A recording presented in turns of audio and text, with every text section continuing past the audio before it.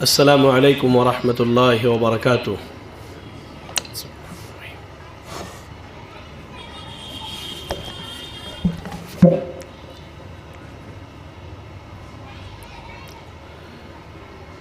بسم اللہ الرحمن الرحیم وبہ نستعین والصلاة والسلام علی رسولہ الکریم وعلى آلہ واصحابہ ومن تبعہم بإحسان إلی یوم الدین، اما بعد۔ اعوذ باللہ من الشیطان الرجیم، بسم اللہ الرحمن الرحیم۔ والذین یصلون ما امر اللہ بہ ان یؤصل، رب اشرح لی صدری ویسر لی امری واحلل عقدۃ من لسانی یفقہوا قولی، اللہم لا حول ولا قوة الا بک۔ قابل قدر محترم و مکرم علماء کرام، لائق صد احترام بزرگ حضرات، نوجوان ساتھیوں، عزیز بچوں اور میری اسلامی ماؤں اور بہنوں، ہر طرح کی تعریف، ہر قسم کی توصیف، ہر طرح کی بڑائی، بزرگی، کبریائی اس اللہ رب العالمین کے لیے ہیں، جو اللہ تعالیٰ اپنی ذات، اپنے اسماء و صفات اور اپنی تمام تر عبادات میں یکتا ہے، اکیلا ہے، تنہا ہے، جس کا کوئی شریک و ساجی نہیں۔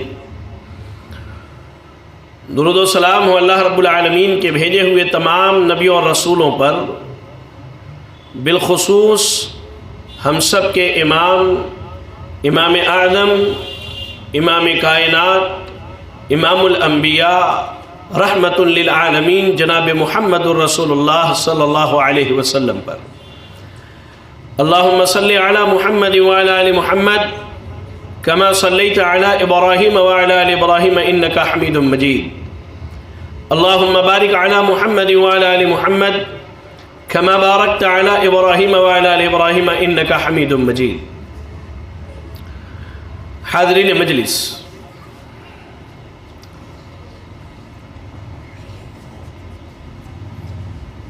سب سے پہلے تو اللہ رب العالمین کا شکر ادا کرتا ہوں کہ اللہ رب العالمین نے مجھ طالب علم کو یہ دوسرا موقع عنایت فرمایا کہ آپ سامعین و سامعات کے درمیان حاضر ہوں، اور میں اللہ سے دعا کرتا ہوں کہ اللہ تعالیٰ مجھے حق کہنے اور ہم سب کو حق سن کر عمل کرنے کی توفیق عطا فرمائے، آمین۔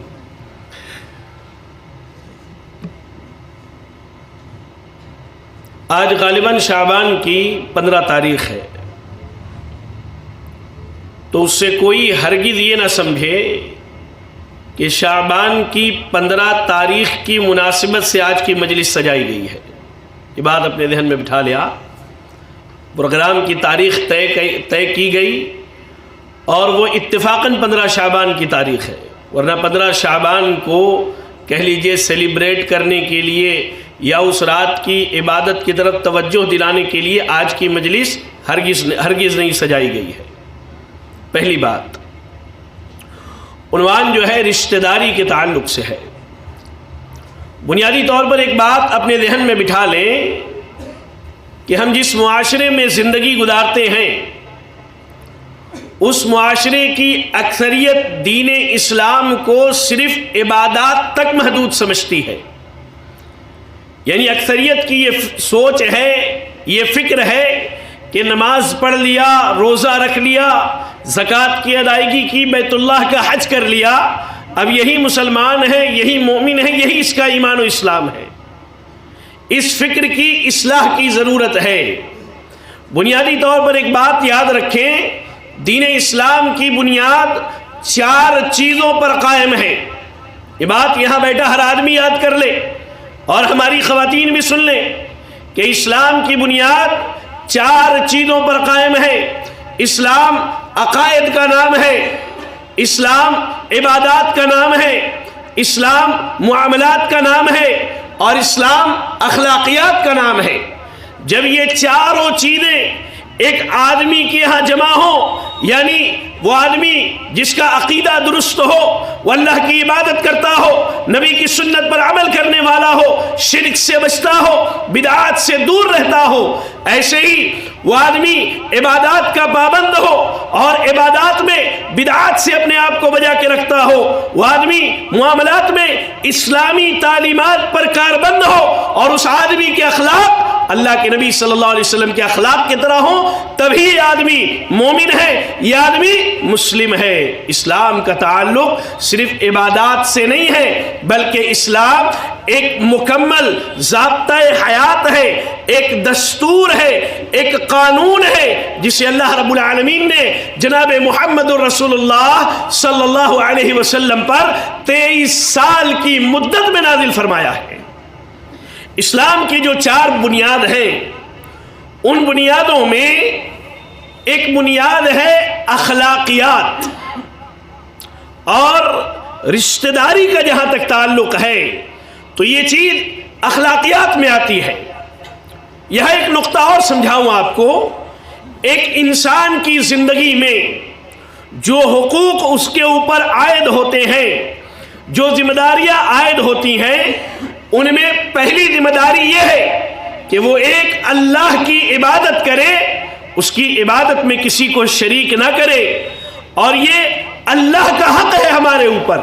اور اس کے بعد جو دوسری ذمہ داری عائد ہوتی ہے وہ بندوں کے حقوق ہے، جس کے بارے میں اللہ رب العالمین قیامت کے دن سوال کرنے والا ہے ہم سے اور آپ سے۔ اور رشتہ داری کا تعلق بندوں کے حقوق سے ہے۔ آپ جب قرآن و حدیث کا مطالعہ کریں گے تو رشتہ داروں کے ساتھ بھلائی کرنے کے لیے عربی زبان میں ایک لفظ استعمال ہوتا ہے، صلۃ الرحم او صلۃ الارحام۔ اب اس کو اردو میں صلہ رحمی کہا جاتا ہے۔ صلہ کا معنی اور رحم کا معنی کیا ہے، اگر یہ طے کر لیا جائے تو بات سمجھنے میں آسانی ہوگی۔ دیکھیے، لفظ صلہ جو ہے، صاد، لام اور چھوٹی ہا، صلہ جو گول ہا ہوتی ہے، صلہ۔ صلہ اس کا اطلاق جو ہے اچھے اخلاق پر ہوتا ہے۔ آپ تمام اچھے اخلاق کو جمع کر لیں، اسے عربی زبان میں صلہ کہا جاتا ہے۔ مثال کے طور پر لوگوں سے ملیں تو مسکرا کے ملنا، بات کریں تو نرمی سے بات کرنا، کسی سے کوئی غلطی ہو جائے اس کو معاف کر دینا، مہمان آئے اس کی خاطرداری کرنا، لوگوں سے تواضع اور انکساری سے ملاقات کرنا، اپنا سلوک لوگوں سے اچھا رکھنا۔ تو لفظ صلہ کے معنی ہوتے ہیں اچھے اخلاق، اور رحم کا اطلاق رشتے پر ہوتا ہے، لفظ رشتہ جو اردو میں کہا جاتا ہے۔ اب بعض علماء کہتے ہیں کہ رحم میں صرف وہ لوگ داخل ہیں جو آپ کے محرم ہیں، غیر محرم اس میں داخل نہیں۔ حالانکہ صحیح قول یہ ہے کہ وہ تمام افراد جو آپ کے ساتھ زندگی گزارتے ہیں، جو آپ کے رشتہ داری میں آتے ہیں، یہ سب کے سب لفظ رحم میں داخل ہیں۔ تو پتہ چلا کہ رشتہ داروں کے ساتھ اچھا سلوک کرنے کا نام صلہ رحمی ہے۔ رشتہ داروں کے ساتھ خیر کا سلوک کرنا، بھلائی کا سلوک کرنا، ان کے ساتھ نرمی سے برتاؤ کرنا، ان پر احسان کرنا، ان کی خاطرداری کرنا، ان کے ساتھ بھلائی و احسان کرنا، یہ صلہ رحمی ہے، یہ اچھی طرح سے رشتہ داری کو نبھانا ہے۔ اتنی بات سب کو سمجھ میں آئی؟ جی کہیے، سمجھ میں آئی؟ کوئی ایسا ہے جس کو یہ بات سمجھ میں نہ آئی ہو؟ دربھنگا کے لوگ نہیں بولتے ہیں، سبحان اللہ، بولتے ہیں کہ نہیں؟ تو بولیے، سمجھ میں آئی اتنی بات؟ چلیے اب آگے بڑھتے ہیں۔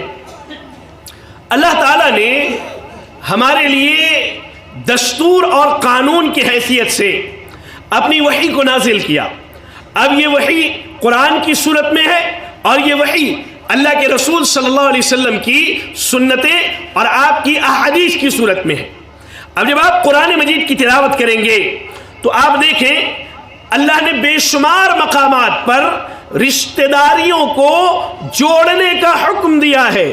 آپ دیکھیں اللہ نے کیا کہا, سورۃ النساء کی پہلی آیت پڑھی, اللہ نے کہا وَاتَّقُوا اللَّهَ الَّذِي تَسَاءَلُونَ بِهِ وَالْأَرْحَامَ. اللہ نے کہا کہ اللہ سے ڈرو, اللہ سے ڈرو, اللہ کا تقوی اختیار کرو. اللہ کا ڈر تمہارے دلوں میں ہونا چاہیے. کیوں؟ اس لیے کہ اللہ ہی کا واسطہ دے کر کے تم حق مانگتے ہو اور رشتہ داریوں کو جوڑتے ہو. آپ کو یہ بات معلوم ہوگی کہ سورۃ النساء کی یہ جو پہلی آیت ہے عام طور سے جمعہ کے خطبے میں بھی پڑھی جاتی ہے اور نکاح کے موقع سے بھی پڑھا جاتا ہے.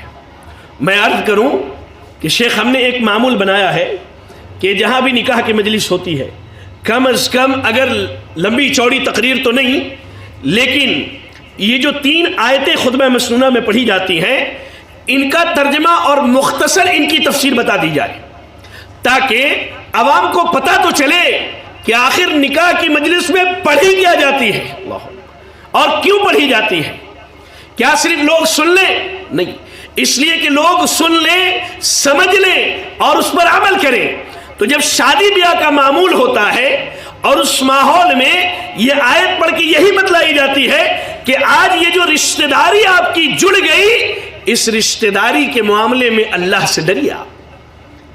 اب آپ اپنی بہو پر ظلم نہیں کر سکتے, آپ اپنے داماد پر زبردستی کوئی چیز لاگو نہیں کر سکتے اور نہ ہی آپ اپنے بیٹے کے سسرال والوں پر ظلم و زیادتی کر سکتے ہیں اور نہ آپ کے بہو کے گھر والے آپ پر ظلم و زیادتی کر سکتے ہیں. اسی لیے کہا وَاتَّقُوا اللَّهَ الَّذِي تَسَاءَلُونَ بِهِ وَالْأَرْحَامَ, اللہ سے ڈرو رشتہ داریوں کے معاملے میں. یہ رشتہ داریاں تم اللہ رب العالمین کو واسطہ بنا کر کے, اللہ کو ذریعہ بنا کر کے, اللہ کے کلام کے ذریعہ تم ان رشتوں کو جوڑتے ہو. ایسے ہی قرآن مجید کی تلاوت کیجئے. آپ سورۃ النساء پڑھیے آیت نمبر 36 میں اللہ نے کہا وَاعْبُدُوا اللَّهَ وَلَا تُشْرِكُوا بِهِ شَيْئًا وَبِالْوَالِدَيْنِ إِحْسَانًا وَبِذِي الْقُرْبَىٰ. اللہ نے کہا اے لوگوں اللہ کی عبادت کرو, اللہ کی عبادت کرو, اسی میں کامیابی, اسی میں نجات, اسی میں کامرانی ہے. وَلَا تُشْرِكُوا بِهِ شَيْئًا, اللہ کی عبادت میں کسی کو شریک نہ کرو. یہ شرک انسان کی ہلاکت و بربادی کے لیے کافی ہے. اللہ سے دعا کریں اللہ ہمیں عقیدہ توحید پر قائم رکھے, اللہ ہمیں اور آپ کو شرک سے بچا کر کے رکھے, آمین.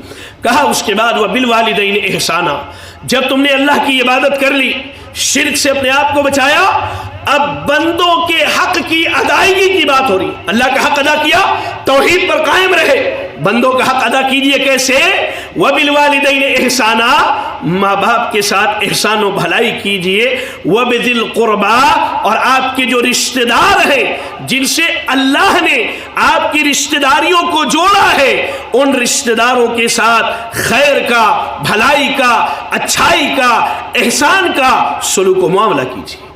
ایسے ہی آپ دیکھیں قرآن مجید کی جب تلاوت کریں گے تو اللہ رب العالمین سورۃ البقرہ کی آیت نمبر 83 میں ارشاد فرماتا ہے ان اللہ یأمر بالعدل والاحسان وایتاء ذی القربیٰ. کہا کہ اللہ نے تمہیں عدل کرنے کا, انصاف کرنے کا حکم دیا ہے اور اللہ نے تمہیں احسان کرنے کا حکم دیا ہے. وایتاء ذی القربیٰ, اور اللہ نے اس بات کا حکم دیا ہے کہ تم اپنے رشتہ داروں اور قرابت داروں کے ساتھ بھلائی کرو. یہ کسی انسان کی بات نہیں ہو رہی, یہ اللہ کی بات ہو رہی ہے اور حکم دینے والا اللہ رب العالمین ہے اور اللہ ساری انسانیت کو یہ حکم دے رہا ہے. کلمہ گو مسلمانوں کو اللہ یہ کہہ رہا ہے, بار بار اللہ کہہ رہا ہے کہ جو تمہارے قریبی رشتہ دار ہیں, جو تمہارے قریبی رشتہ دار ہیں ان کے ساتھ خوشحالی کے ساتھ زندگی گزارو. تمہارا خاندان, تمہارا قبیلہ, تمہارے رشتہ دار بھوکے ننگے زندگی نہ گزارے. تم جس طرح ان کی مدد کر سکتے ہو, جیسے ان کا تعاون کر سکتے ہو, یہ تمہاری ذمہ داری ہے کہ تم ان کی مدد کے لیے, ان کے تعاون کے لیے کھڑے ہو, اکٹھے ہو جاؤ. اللہ. ایسے ہی آج آپ دیکھیں رشتہ داری کی بات آئی ہے تو میں بتلاؤں, آج کتنے ہی مالدار ایسے ہیں جن کے رشتہ دار غریبی کے عالم میں زندگی گزار رہے ہیں، غربت کے عالم میں زندگی گزار رہے ہیں۔ لا الہ الا اللہ، لا الہ الا اللہ۔ ہم نے سڑکوں پر ایسے بھی افراد کو دیکھا جو کچڑے کے ڈبے سے 2-3 رات پرانا کھانا نکال کر کے زمین پر بیٹھ کر کے کھاتے ہیں۔ دل روتا ہے، تڑپتا ہے کہ یہ تو کسی کا رشتہ دار ہوگا، چلے اس کی اولادیں نہیں ہیں، اس کے رشتہ دار تو ہوں گے، اور اوپر سے جب دیکھا جائے تو پتہ چلتا ہے کہ وہ مسلمان ہے۔ وہ قوم جسے سب سے زیادہ رشتہ داروں کے حق کی ادائیگی کا حکم دیا گیا، آج یہی قوم رشتہ داری کے معاملے میں سب سے پیچھے پچھلی صف میں کھڑی ہے۔ اللہ اکبر۔ آپ پڑھیں قرآن مجید میں اللہ رب العالمین نے عقل والوں کی، ایمان والوں کی صفت بیان کی ہے۔ ان صفات کو بیان کرتے ہوئے اللہ رب العالمین سورۃ الرعد کے اندر ارشاد فرماتا ہے، سورۃ الرعد کی آیت نمبر 21 میں اللہ نے کہا والذین یصلون ما امر اللہ والذین یصلون ما امر اللہ به ان یوصل۔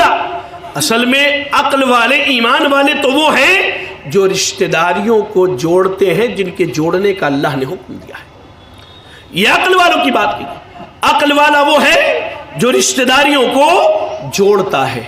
آپ جب پڑھیں گے تو آپ کو معلوم ہوگا کہ رشتہ داریوں کو جوڑنا، رشتہ داروں کی خبرگیری کرنا، رشتہ داروں کی خبریں لینا، ان کا تعاون اور ان کی مدد کرنا آپ کے لیے دنیا اور آخرت میں کتنے ہی فائدے کا سامان ہے۔ آپ پڑھیں، جب آپ پڑھیں گے تو آپ کو معلوم ہوگا، صحیح بخاری کے اندر اللہ کے رسول صلی اللہ علیہ وسلم کی ایک حدیث ملتی ہے، سیدنا انس بن مالک حدیث کے راوی ہیں، کہا اللہ کے نبی صلی اللہ علیہ وسلم نے من احب ان یبسط له فی رزقه وینسأ له فی اثره فلیصل رحمه، کہا کہ جو آدمی یہ پسند کرے، جو آدمی یہ پسند کرے، اور میں آپ سے سوال پوچھتا ہوں کہ آپ یہ پسند نہیں کرتے کہ اللہ تعالیٰ آپ کی رزق میں کشادگی کر دے؟ آپ جو کما کے لائیں اللہ اس میں برکتوں کی ڈھیر لگا دے، اور اللہ تعالیٰ آپ کی عمر میں بڑھوتری کر دے، تو چاہیے کہ اپنے رشتہ داروں کے ساتھ رشتہ داری کو جوڑیے، رشتہ داری کو نبھائیے، ان کی خبر لیجئے، ان کا خیال کیجئے۔ یہ حدیث صحیح مسلم کے اندر بھی ہے، اور اس حدیث کی تفسیر بیان کرتے ہوئے امام نووی رحمۃ اللہ علیہ بڑی جامع بات بیان کرتے ہیں۔ آپ کہتے ہیں کہ یہاں جو عمر میں بڑھوتری کی بات کی گئی ہے تو دراصل اللہ تعالیٰ نے عمر کا معاملہ مقرر کر دیا ہے، اللہ اس کے عمر میں برکت عطا فرماتا ہے۔ ایک آدمی 100 سال زندہ رہ کر کے اتنی نیکیاں نہیں کر پاتا جتنا ایک آدمی 40 سال زندہ رہ کر کے اپنی زندگی میں کر لیتا ہے۔ اللہ تعالیٰ اس کی زندگی میں برکتوں کے ڈھیر لگا دیتا ہے۔ تو رشتہ داریوں کو جوڑنا یہ رزق میں کشادگی کا ذریعہ ہے، اور انسان کے عمر میں برکت اور خیر کے حصول کا ذریعہ ہے۔ آپ پڑھیں، آپ کو معلوم ہوگا مسند امام احمد، سنن ابن ماجہ اور سنن صحیح ابن حبان وغیرہ کی روایت ہے، سیدنا ثوبان رضی اللہ تعالیٰ عنہ کہتے ہیں اللہ کے نبی نے کہا لا يرد القدر الا الدعاء ولا يزيد في العمر الا البر، کہا کہ تقدیر کو دعا کے سوا کوئی چیز نہیں بدلتی، اور عمر میں سوائے نیکی کی کوئی چیز اضافہ نہیں کرتی، اور یہاں نیکی سے مراد والدین کے ساتھ اور قرابت داروں اور رشتہ داروں کے ساتھ خیر و بھلائی کرنا ہے۔ آپ جان لیں، وہ آدمی اللہ کی رحمت میں زندگی گزارتا ہے، اس آدمی پر اللہ کی خاص رحمت کا نزول ہوتا ہے جو آدمی اپنے رشتہ داریوں کو جوڑتا ہے۔ لا الہ الا اللہ۔ آپ پڑھیں، صحیح بخاری کی روایت ہے، ابو ہریرہ رضی اللہ تعالیٰ عنہ بیان کرتے ہیں کہ اللہ کے رسول نے فرمایا اللہ تعالیٰ کہتا ہے، اللہ کس سے کہتا ہے؟ اللہ رشتہ داری سے کہتا ہے، اللہ رشتہ داری سے کہتا ہے۔ کیا کہتا ہے؟ من وصلکی وصلتہ ومن قطعکی قطعتہ، اے رشتہ داری جو تجھے جوڑتا ہے میں اسے اپنے سے جوڑتا ہوں۔ یعنی رشتہ داری کے جوڑنے والے اللہ والے لوگ ہیں، جو رشتہ داریوں کو جوڑتے ہیں انہیں اللہ جوڑتا ہے، اور جو رشتہ داریوں کو کاٹ دیتے ہیں انہیں اللہ تعالیٰ کاٹ دیتا ہے، اللہ انہیں توڑ دیتا ہے۔ غور کر کے دیکھیں کہ اللہ کے نبی نے اللہ کے اس قول کو نقل کیا.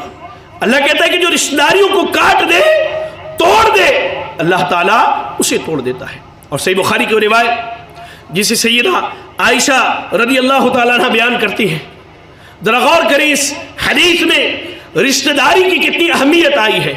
کہا الرحم معلقۃ بالعرش، یہ رشتہ داری جو ہے یہ اللہ کے عرش کے ساتھ لٹکی ہوئی ہے. اللہ، اس کا مقام دیکھیں، اللہ نے رشتہ داری کو اپنے عرش کے نیچے جگہ دیا ہے.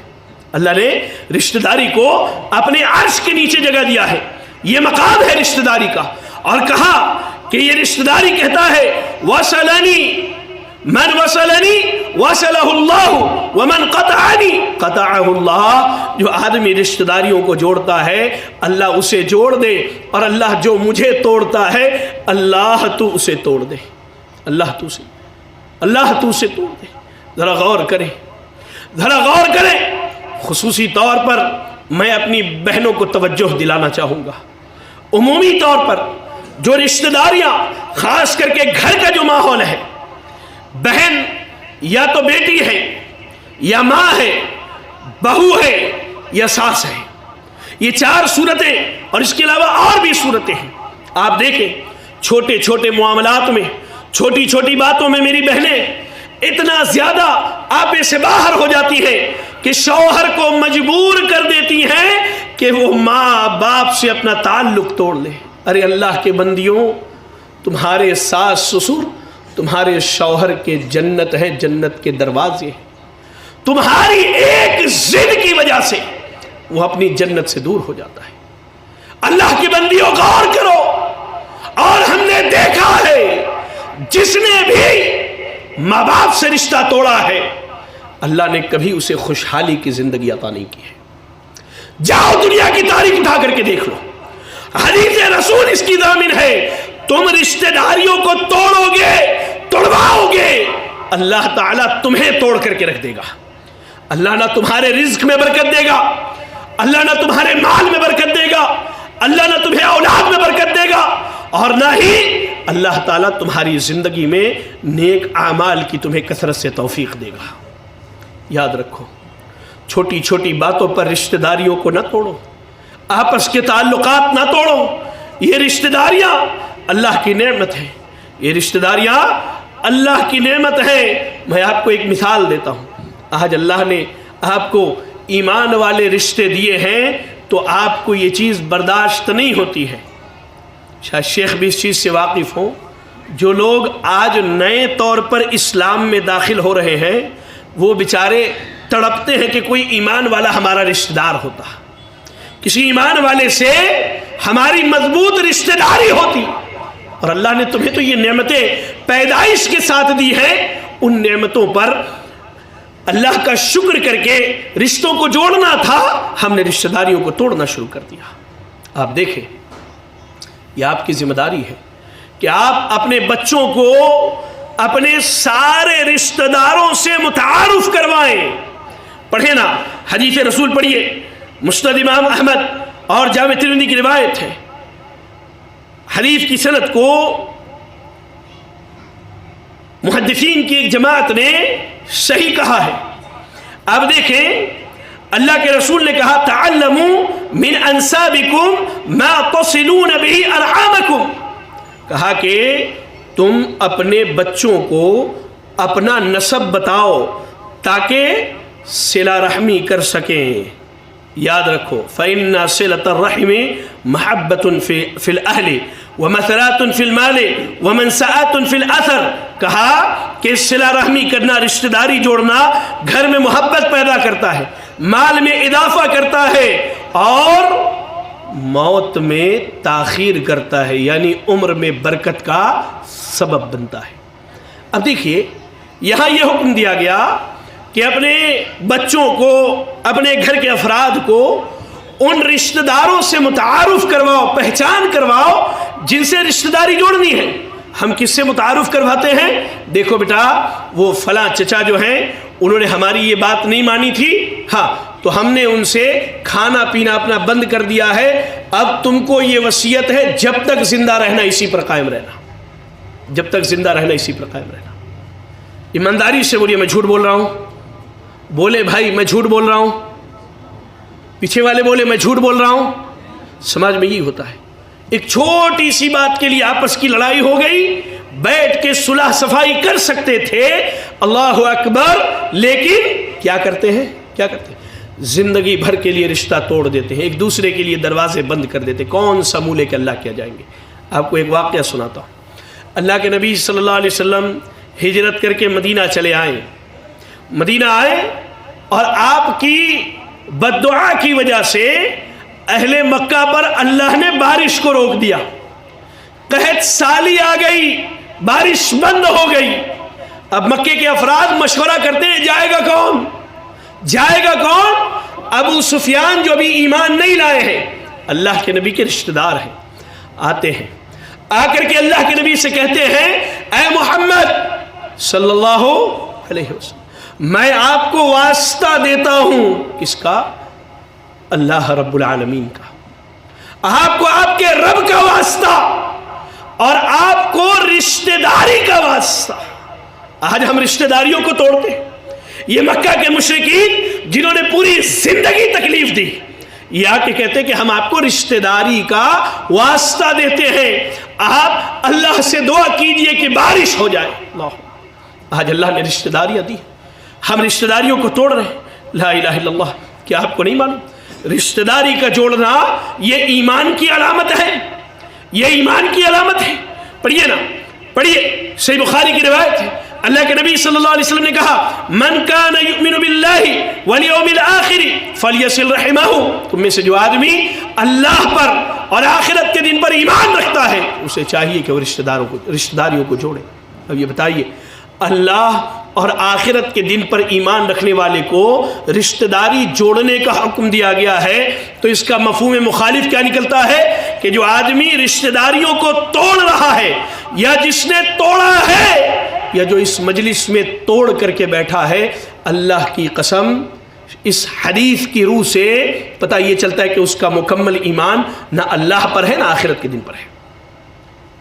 یہاں سے اٹھنے سے پہلے اپنے نفس کا محاسبہ کر کے جائیے. تقریروں کا یہ مقصد نہیں ہے کہ آپ آئیں اور کام کے مزے لیں اور اپنے اپنے گھروں کو چلے جائیں. صبح اٹھ کر کے چائے کی دکان پر ڈسکس کریں فلاں کی تقریر اچھی تھی, فلاں کی بات اچھی تھی. نا, یہ بات اس لیے بتائی جاتی ہے کہ اس سے سب سے زیادہ فائدہ آپ کا. ہمارا تو فائدہ ہے کہیں سے بھی آئے, آ کر کے اپنی بات رکھ دی اللہ سے اجر کی امید پر, لیکن فائدہ آپ کا تب ہے جب آپ ان باتوں پر عمل کرنے والے ہو جائیں.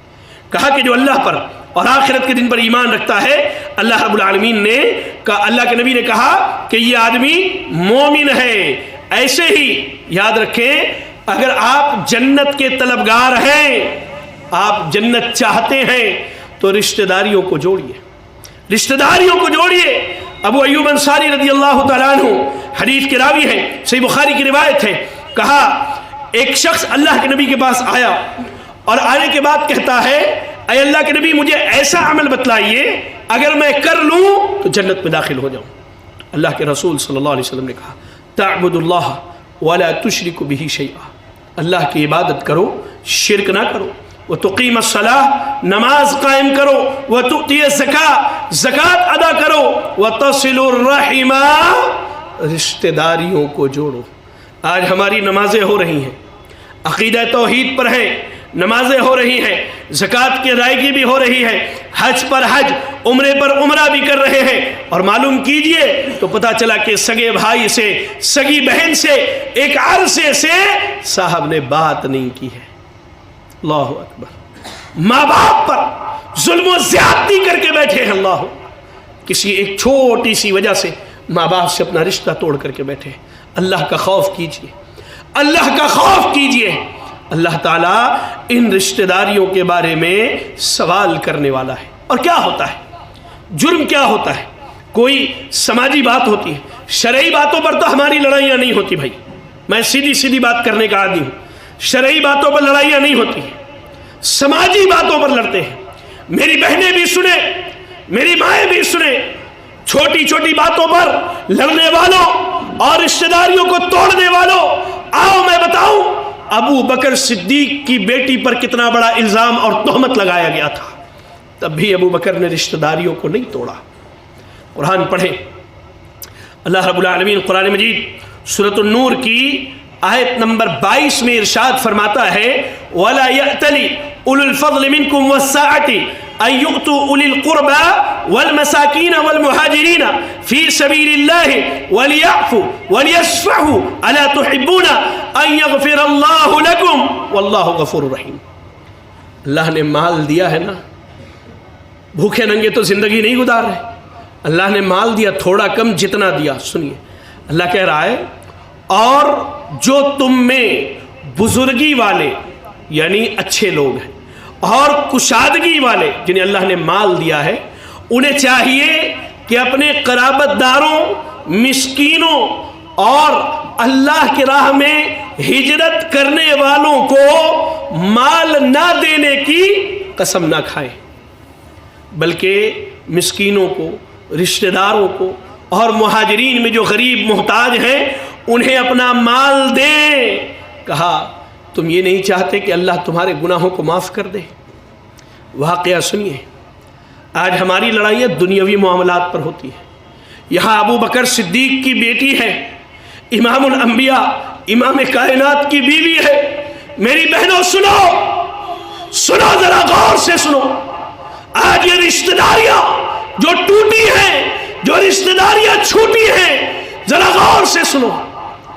امام کائنات کی بیوی، ابو بکر صدیق کی بیٹی عائشہ صدیقہ ایمان والوں کی ماں ہے، ایک جنگ میں کسی سبب کی بنیاد پر وہ پیچھے رہ گئی، ایک ہار ان کا گم ہو گیا، اس کو ڈھونڈنے میں پیچھے رہ گئی۔ قافلے کو معلوم نہیں ہوا کہ ہودج میں جو شادی بیاہ میں پچھلے دور میں جو ڈولی استعمال ہوتی تھی، کہا اس میں ہے یا نہیں ہے، وہ لے کر کے چلے گئے۔ آئی، دیکھا کوئی نہیں ہے، وہیں پر بیٹھی اور بیٹھے بیٹھے نیند آ گئی۔ صفوان ابن معطل رضی اللہ تعالیٰ عنہ، اللہ کے نبی نے ان کو یہ کام دیا تھا کہ قافلے کے پیچھے آئیں، کوئی چیز چھوٹی رہ جائے تو ساتھ لیتے آئے۔ پردے کے حکم سے پہلے اللہ کے نبی کی بیوی سیدہ عائشہ کو انہوں نے دیکھا تھا، دور سے دیکھا تو کہا سبحان اللہ، اللہ کے رسول کی بیوی۔ سیدہ عائشہ کہتی کہ میں نے اپنا پردہ ٹھیک کر لیا، اونٹ آگے بڑھایا، میں اونٹ پر بیٹھ گئی، درمیان میں کوئی بات نہیں ہوئی۔ جیسے ہی سیدہ عائشہ کو لے کر کے قافلے میں پہنچتے ہیں، منافقین کی ایک جماعت، منافقین کی ایک جماعت اور بعد وہ صحابہ جو بالکل سادہ دل تھے، جن کے سادہ دل ہونے کی گواہی اللہ نے دی۔ منافقین نے یہ حلہ اڑا دیا کہ نبی کی بیوی نے نعوذ باللہ بدکاری کی ہے۔ اللہ کی پناہ ایسی باتوں سے، ہماری زبانوں کو اللہ محفوظ رکھے، آمین۔ اب یہ حلہ اڑ گیا، لوگوں میں یہ بات عام ہوتی چلی گئی، لیکن سیدہ عائشہ کو یہ بات معلوم نہیں تھی کہ میرے بارے میں ایسی بات ہوئی ہے۔ ایک مہینے اللہ کے نبی کرب میں، تکلیف میں، پریشانی میں زندگی گزارتے رہے، تکلیف میں زندگی، ان سے پوچھتے، ان سے مشورہ کرتے، ان سے بات کرتے۔ اللہ اکبر۔ ایک وقت کے بعد اللہ نے آسمان سے سیدہ عائشہ کی برات کا اعلان کیا۔ اللہ نے کہا کہ عائشہ بری ہے، عائشہ کا کوئی جرم نہیں، اور یہ برات انشاءاللہ قیامت تک قائم رہنے والی ہے۔ یہ برات شیعوں کے منہ پر تماچا ہے، ان کے منہ پر تماچا ہے جو ہماری ماں، ایمان والوں کی ماں سیدہ عائشہ کے بارے میں بات کرتے ہیں۔ یہ برات ان کے منہ پر تماچا ہے۔ اللہ نے آسمان سے برات کا اظہار کیا، کہا کہ عائشہ بری ہے، عائشہ بری ہے۔ جب یہ حکم نازل ہوا، ابو بکر صدیق ناراض تھے، کس سے؟ اپنے ایک قریبی رشتہ دار مستح ابن اساسہ رضی اللہ تعالیٰ عنہ سے، غریب تھے مستح، منافقوں کے دام میں یہ بھی آ گئے، انہوں نے بھی سیدہ عائشہ کے بارے میں بات کر دی۔ اللہ تعالیٰ نے ان کو جو سزائیں دینی تھی دی، اللہ کے رسول نے جو سزائیں دینی تھی دی۔ اب ابو بکر صدیق ناراض ہو کے کہتے ہیں کہ مستح میرا رشتہ دار ہے اور میری بیٹی کے بدنامی میں یہ بھی شریک تھا، میں مستح کو ایک پیسہ نہیں دوں گا آج سے۔ اب ناراض ہو گئے۔ اللہ اکبر۔ اللہ رب العالمین نے آسمان سے وحی ظاہر نازل کی، غور کریں رشتہ داریوں کو توڑنے والے آج چھوٹی چھوٹی باتوں پر جو ایک لمبی کہہ لیجئے کہ دوری رشتہ داروں میں ہو گئی ہے، وہ ذرا سنیں اللہ کے نبی مسجد نبوی میں آتے ہیں، صحابہ کا اجتماع ہوتا ہے، قرآن مجید کی یہی آیت کریمہ سورۃ النور کی آیت نمبر 22، گھر جا کر کے اس کی تفسیر ایک مرتبہ دیکھ لینا، تلاوت کرتے اور کہتے ہیں الا تحبون ان یغفر اللہ لکم، کہ رشتہ داریوں کو جوڑ لو، رشتہ داریوں کو جوڑ لو، کیا تم یہ پسند نہیں کرتے کہ اللہ تمہارے گناہوں کو معاف کر دے؟ میں آپ سے پوچھتا ہوں کہ آپ یہ پسند نہیں کرتے کہ اللہ آپ کے گناہوں کو معاف کر دے؟ میں اپنی بہنوں سے پوچھتا ہوں، کیا میری بہنوں یہ پسند نہیں کرتی کہ اللہ تمہارے گناہوں کو معاف کر دے؟ لا الہ الا اللہ۔ سیدنا ابو بکر صدیق جب یہ بات سنتے ہیں کھڑے ہو کر کے کہتے ہیں بلا واللہ یا ربنا انا لنحب ان تغفر لنا، کہا کیوں نہیں، اللہ کی قسم اے ہمارے رب ہم تو یہی چاہتے ہیں کہ تو ہمارے گناہوں کو معاف کر دے۔ رشتہ داریوں کو جوڑنا، رشتہ داروں پر مال خرچ کرنا، ان کی ضروریات پوری کرنا، اللہ اکبر، یہ انسان کے گناہوں کے معافی کا ذریعہ ہے، گناہوں کے معافی کا ذریعہ ہے۔ آج ہم میں سے ہر آدمی اجر کا متلاشی ہے، ہر آدمی یہ چاہتا ہے کہ اپنے نامہ اعمال میں نیکیاں جمع کر لیں، رشتہ داروں پر مال خرچ کیجئے، اٹھئے کمر باندھئے، جا کر کے دیکھئے آج رشتہ داروں کو چھوڑ دینے کی وجہ سے کتنی ہی بیوہ عورتیں بدکاری کی راہ اختیار کرتی ہیں، کتنے ہی یتیم بچے آج چوری چماری کی راہ اختیار کرتے ہیں۔ کیا ہم ذمہ دار نہیں ہیں؟ کیا ہم ذمہ دار نہیں ہیں؟ یہ اللہ ہم سے نہیں پوچھے گا۔ اللہ نے مال دیا، زکوٰۃ نکالنے کی طاقت ہے، اس کے باوجود نہیں نکال رہے، مسکینوں پر خرچ کرنے کی طاقت ہے، نہیں کر رہے۔ آپ پسند کرتے ہیں کہ آپ کا بیٹا ڈاکٹر بنے، انجینئر بنے، اعلیٰ تعلیم حاصل کرے، کیا آپ کو یہ پسند نہیں کہ آپ کے بھائی کا بیٹا جو آج آپ کی خبرگیری نہ کرنے کی وجہ سے چائے کی دکان میں، ویلڈنگ کی دکان میں، ہوٹلوں میں، چوراہوں پر نوکری میں لگا ہوا ہے، کہ اللہ آپ سے اس کے بارے میں نہیں پوچھے گا؟ کہ اللہ آپ سے اس کے بارے میں سوال نہیں کرے گا؟ اللہ آج آپ کی لاپرواہی کی وجہ سے آپ کے بھائی کی بیوی بدکاری کی راہ اختیار کرتی ہے ضروریات زندگی پوری کرنے کے لیے، کہ اللہ آپ سے نہیں پوچھے گا کہ ان رشتہ داروں کا خیال کیوں نہیں کیا جب ہم نے تمہیں مال عطا کیا تھا؟ ٹھیک ہے، شریعت کے سارے احکام آپ پر فرض ہیں، ان کو کیجئے، لیکن ان فرائض میں ایک فریضہ یہ بھی ہے کہ رشتہ داروں پر خرچ کیجئے، اور رشتہ داروں پر خرچ کرنا یہ آپ کے لیے دوہرے ثواب کا موجب ہے، ڈبل ثواب آپ کو دلانے والا ہے۔ ایک ثواب یہ کہ آپ نے صدقہ کیا، اور دوسرا یہ کہ آپ نے اپنے رشتہ دار کو دیا ہے، یعنی آپ ایک دیتے ہیں، ایک کے بدلے 10 ملتا ہے، تو رشتہ دار کو دینے کی صورت میں ایک کے بدلے آپ کو 20 عطا کیا جائے گا۔ اللہ اکبر۔ لیکن میرے بھائیوں، شرعی تعلیمات پر اگر غور کریں تو رشتہ داریوں کو توڑنے والوں کے بارے میں اللہ نے بڑی شدید اور سخت بات کہی ہے۔ کہیں تو اللہ نے کہا کہ رشتہ داریوں کو توڑنے والا یہ آدمی لعنت کا مستحق ہے، یہ آدمی لعنتی ہے جو رشتہ داریوں کو توڑتا ہے۔ کیوں؟ لعنت کا معنی کیا ہوتا ہے؟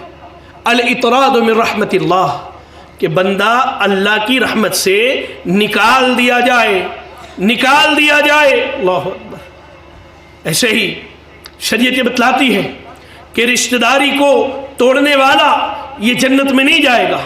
آپ پڑھیں، جبیر بن مطعم رضی اللہ تعالیٰ عنہ حدیث کے راوی ہیں، صحیح بخاری صحیح مسلم کی روایت ہے، اللہ کے نبی نے کہا لا يدخل الجنت قاطع، رشتہ داریوں کو توڑنے والا یہ جنت میں نہیں جائے گا۔ اس کی بڑی وجہ یہ ہے کہ رشتہ داری کو توڑنا زمین میں فساد مچانا ہے، زمین میں فساد مچانا ہے، ایک عظیم فتنہ ہے، اور اس کے رشتہ داری کو توڑنے کی وجہ سے آج زمین میں فساد مچی اور ایک بڑی نسل جو ہے فتنے میں مبتلا ہو گئی۔ ایسے ہی یاد رکھیں، آج آپ کہتے ہیں نا کہ اللہ تعالیٰ پتہ نہیں کن گناہوں کی سزا دے رہا ہے، تو جن گناہوں کی سزا دنیا میں ہوتی ہے ان گناہوں میں رشتہ داری کو توڑنا بھی ہے، رشتہ داری کو توڑنا بھی ہے۔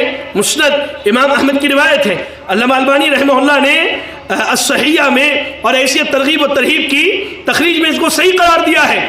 ابو بکر رضی اللہ تعالیٰ عنہ حدیث کے راوی ہیں، کہا اللہ کے نبی صلی اللہ علیہ وسلم نے کہا ما من ذنب احرى ان يعجل الله لصاحبه العقوبة في الدنيا مع ما يدخر له في الآخرة من البغي وقطيعة الرحم. پڑھیں اس حدیث کو، پڑھیں سن کے جائیں. اللہ کے نبی نے کہا کہ اگر آپ بغاوت کریں گے اللہ سے، اس کے رسول سے اور حاکم وقت سے، کہا بغاوت کریں گے اور رشتہ داریوں کو توڑیں گے تو یہ ایسا گناہ ہے کہ اللہ تعالیٰ دنیا میں جلد از جلد آپ کو سزا دے گا، اور اس کی سزا ابھی آخرت کی آپ کی باقی رہے گی. وہاں آخرت میں سزا جمع ہوگی، جب جائیں گے تو وہاں بھی اس کی سزا پائیں گے. اس لیے کوشش کیجیے کہ رشتہ داریوں کو جوڑیے، اس لیے کہ رشتہ داریوں کو توڑنے والے کے اعمال قبول نہیں ہوتے ہیں. آپ پڑھیں نا، پڑھیں، میں آپ کو کیا کہوں. صحیح مسند امام احمد کی روایت ہے، حدیث حسن درجے کی ہے. اللہ کے نبی نے کہا ان اعمال بنی آدم تعرض كل خمیس لیلۃ الجمعۃ فلا يقبل عمل قاطع رحم.